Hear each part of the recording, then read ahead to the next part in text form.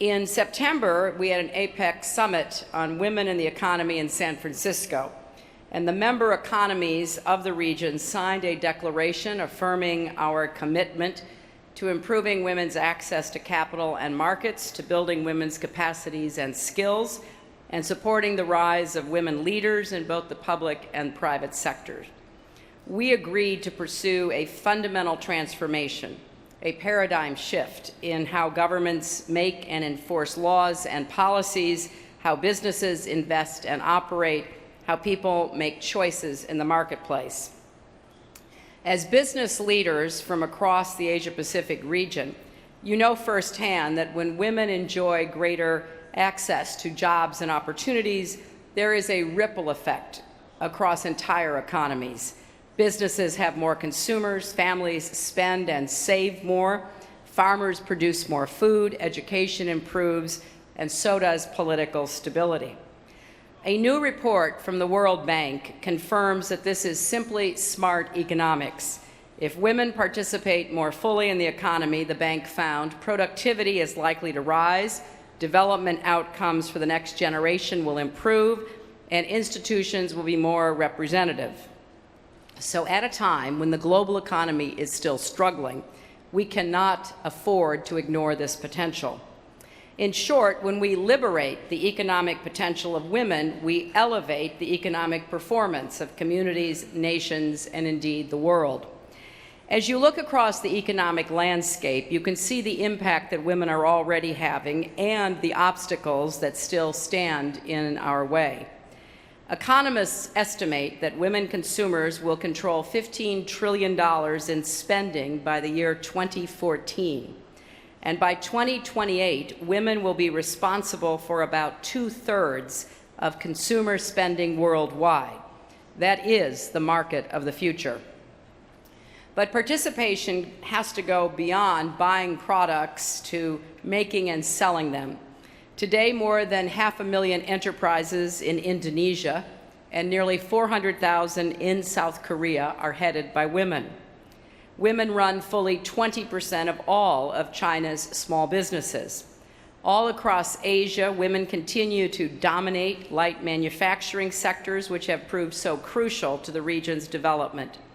And women-owned businesses, which now provide for 16% of all U.S. jobs, are projected to create nearly 1/3 of the new jobs anticipated over the next 7 years.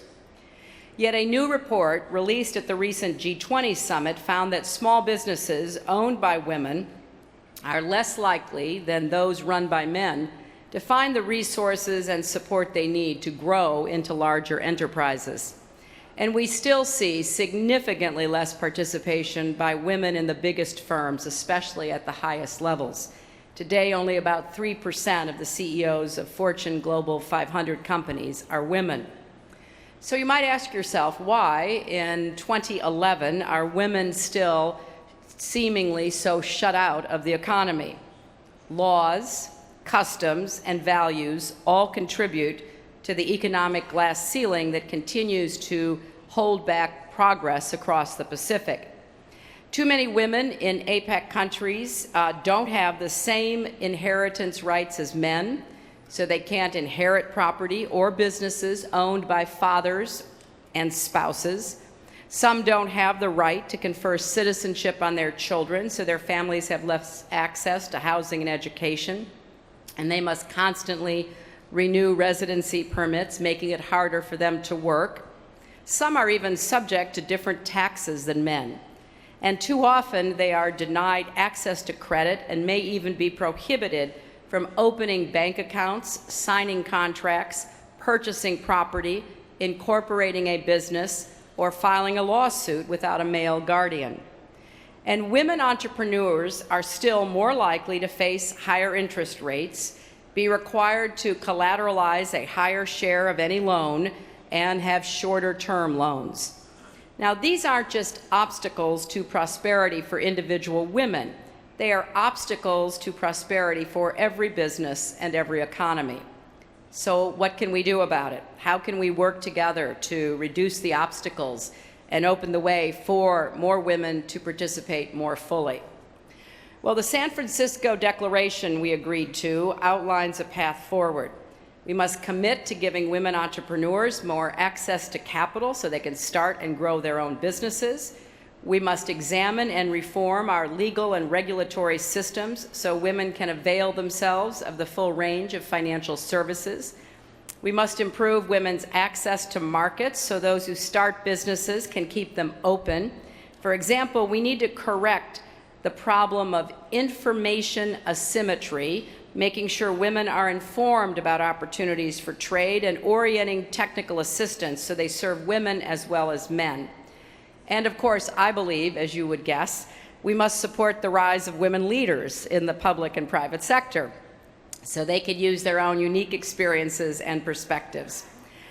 Now, Goldman Sachs has estimated that reducing barriers to women's participation in the economy would increase GDP in the United States by 9%, in the Eurozone by 13%, and in Japan by 16%. By the year 2020, it could lead to a 14% rise in per capita incomes in APEC economies such as China, Russia, Indonesia, the Philippines, Vietnam, and Korea. And that is why the United States is putting these issues at the top of our diplomatic and economic agenda. It's not only, in our view, the right thing to do, it is clearly the smart thing as well. Now, many businesses are already getting this, and I want to applaud all of you who are. For example, Walmart has committed to doubling the amount of goods it buys from women-owned businesses around the world by 2016, and to invest $100 million to help women develop their job skills, including women who work on the farms and in the factories overseas that are Walmart suppliers. Coca-Cola's 5x20 campaign aims to support 5 million women entrepreneurs worldwide by 2020. And NGOs such as We Connect, Vital Voices Global Partnership, the Kauffman Foundation, and Count Me In have launched new partnerships with companies from American Express to ExxonMobil to help women entrepreneurs network, learn new skills, and seize new opportunities. So let's work together to unlock the vast, untapped promise of women's economic participation. In San Francisco, I said we have entered an age of participation, a time when, because of technological transformation and economic and political transitions, every person, regardless of gender or other characteristics, is poised to contribute to society and to the global marketplace. Economies and political systems that are making the shift more effectively and rapidly are dramatically outperforming those that are not. In fact, we have been following this because we have seen what a difference it could make at this particular time in the global economy. And we can't leave anybody behind, and we can't leave any opportunity untapped. So I look forward to hearing what some of you may do, working with you to translate the good intentions of the San Francisco Declaration and summits like this one and the ongoing agenda of APEC into concrete change on behalf of men and women. So thank you for being part of this exciting CEO Summit, and I look forward to hearing the results of the program that you're part of. Thank you.